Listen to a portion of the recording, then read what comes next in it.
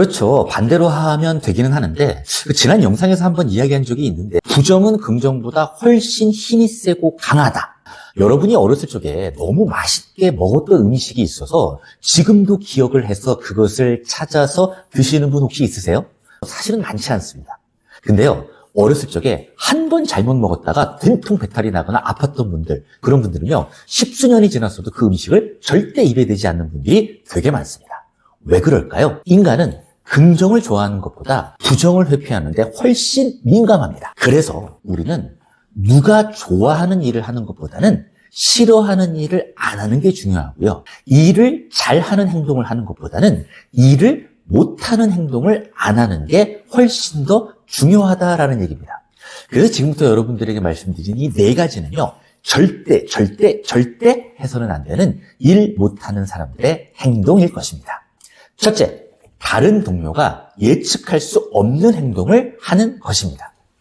김대리는 후배 최서원과 광고 캠페인을 담당하고 있었습니다.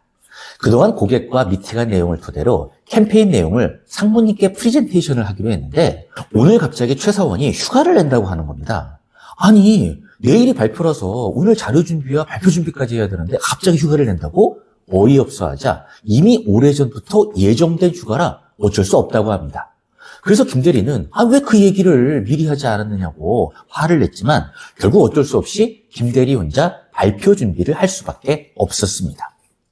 최사원이랑 미팅을 가면 갑자기 당황할 때가 좀 있습니다. 고객 측에서 프로젝트 일정이 너무 루즈하다고 좀 앞당기자고 제안을 했고, 그래서 김대리는 현재 앞당기는 것이 쉽지 않지만 다른 대응 방안이 있다면서 고객을 안심시키고 있었는데 갑자기 최사원이 아니 솔직히 갑자기 일정 단축을 요구하면 그 품질이 보장되지 않습니다. 너무 무리한 요구가 아닌가요? 라고 축설적으로 말을 해서 회의 분위기가 냉각되기도 했습니다. 이처럼 다른 동료가 전혀 예측하지 못하는 행동을 해서 피해를 주게 되는 것을 최악의 일 못하는 사람의 특징으로 전체 팀워크를 해치는 핵심이 되는 것입니다. 둘째, 반성적 사고를 하지 않는 사람입니다. 우리는 일을 하면서 실수를 합니다. 때로는 그 실수가 회복할 수 없는 피해를 주기도 해서 일을 그르치기도 하지만 실수를 피할 수는 없습니다. 문제는 이 실수를 했을 때 그 이후 어떻게 행동하는가, 이것이 훨씬 더 중요하다라는 얘기입니다. 어떤 사람은 그 실수를 인정하고 이후에 더 나은 모습을 보이지만 어떤 사람은 실수를 인정하지 않고 반성하지 않는 행동을 해서 주변을 당황하게 하는 거죠. 이 대리는 다른 주문량이 많아서 실수로 고객에게 잘못된 제품 설명서를 보내서 항의를 받았습니다. 결국 팀장님이 직접 고객을 찾아가서 사과를 하면서 수습을 했죠. 며칠 후 팀 회의에서 선임 팀원인 이 과장이 이 부분을 얘기하자 이 대리는 그때는요 주문량이 너무 밀려가지고 어쩔 수 없이 실수한 것이고요. 잘 해결됐잖아요. 큰 문제도 아니었고 라고 얘기해서 이 과장을 비롯한 전체 팀원들을 당황하게 만들었습니다. 이미 해결된 지난 이야기 자꾸 얘기하면 제 책임만 드러내는 것 같아서 좀 그렇습니다. 이제 잊어버리고 새롭게 하시죠. 라면서 뼈로 통하는데 이는 더욱 다른 팀원들이 이 대리를 불신하게 만드는 계기가 되었습니다. 성공한 대로 또는 실패한 대로 우리는 항상 그 과정을 복기하고 이후를 대비하는 반성적 사고를 해야 합니다. 그런데 상당수 직장인들이요 회피하거나 외면해요. 그거 그때 어쩔 수 없는 상황이었어. 그때 팀장님이 갑자기 다른 짓을 하셔서 그랬어. 변명을 통해 책임을 회피하고요 그 상황을 곱씹어 복귀하지 않습니다. 이런 사람들은요 절대 실력이 늘지 않습니다. 동일한 실수를 반복할 확률이 매우 높고요. 결국 팀에서 중요 업무에 배제되게 될 것입니다. 실수요, 할 수 있습니다. 하지만 같은 실수는요, 절대 해서는 안 됩니다. 셋째, 질문하지 않고 추측하는 사람입니다. 강 대리는 2년째 좋은 거래 관계를 맺고 이번에 3년차 계약 갱신을 앞둔 A 기업과 연장 계약에 실패했습니다. 팀장님이 왜 그랬는지를 물어보자 강 대리가 이렇게 얘기합니다. 그동안 서로 잘 협업해왔기 때문에 별 문제 없을 거라고 생각을 했고요. 이번에 완전 뒤통수 맞았어요. 알고 보니 경쟁사가 있더라고요. 그쪽에서 몰래 서로 협의하고 있는지 사실 저는 전혀 몰랐습니다. 이거 완전 배신이죠. 당연히 우리하고 재계약할 줄 알았는데요. 하지만 팀장이 A 기업에 알아본 바하고는 매우 달랐습니다.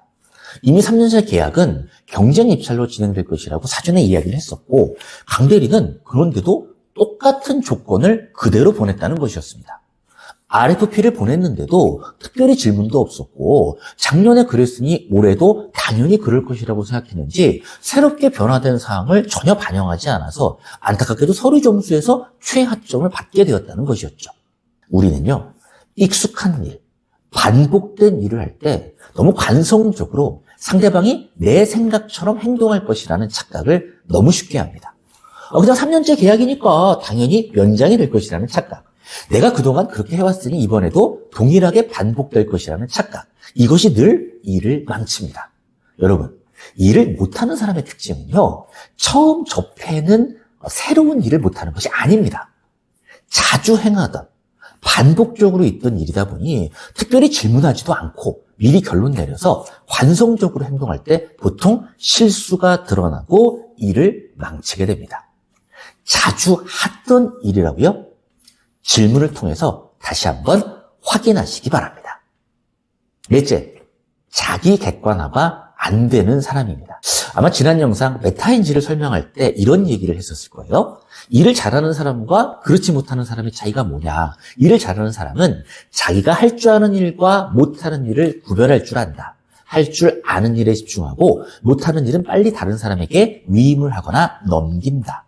하지만 일을 못하는 사람은 자신이 뭘 할 줄 아는지 모르는지를 모른다. 그래서 일을 지시받으면 무조건 할 수 있다라고 해가지고서는 일을 받죠. 그리고 마감일까지 낑낑거리다가 자기도 못하고 남도 못하게 만드는 게 일 못하는 사람의 특징이라고. 즉, 자기가 뭘 할 줄 아는지 모르는지를 모르는 것이 일 못하는 사람의 가장 큰 특징이기도 합니다. 자기 객관화라는 것은요, 결국 나의 역량, 태도, 성격 등을 객관적으로 볼 수 있어야 한다는 겁니다. 의욕만 앞서가지고 일을 그르치고 있지는 않는가? 시작은 일단 벌려놓고 마무리를 못하고 있지 않는가? 이런 등등을 제대로 파악해서 객관적으로 행동하고 판단해야 하는데 과도한 자기 확신으로 나서서 전체 일을 그르치게 하는 것은 일 못하는 사람의 마지막 특성이라고 할 수 있습니다. 일이 주어졌는데 혹시 내가 이거 할 수 있는지 없는지 판단을 못하겠다고요? 그렇다면 그 일에 대해서 자신의 언어로 설명해 보시기 바랍니다. 그러면 그 설명 과정에서 그 일을 내가 할 수 있겠구나, 이 일은 내가 하기 어렵겠구나 라는 것을 판단할 수 있습니다. 이를 통해 할 수 없는 일을 한다고 말해서 자기 객관화가 안 되는 사람으로 보여지는 것을 피할 수 있습니다. 오늘은요, 일 못하는 사람들의 특징 4가지를 알아봤습니다. 여러분 꼭 기억하세요. 일을 잘하는 사람의 특성은 잘하면 좋지만 잘 못한다고 해서 특별히 피해가는 거 없습니다. 근데요, 일을 못하는 거는요, never 절대 해서는 안 됩니다. 왜? 타인에게 피해를 주기 때문이죠. 그리고 그 타인은 그 일을 잊어버리지를 않습니다. 왜? 부정이 긍정보다 세기 때문이죠.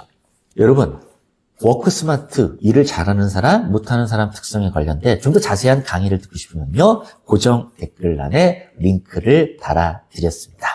오늘 내용 좋았다면요, 구독, 좋아요 부탁드리겠습니다. 대단히 고맙습니다.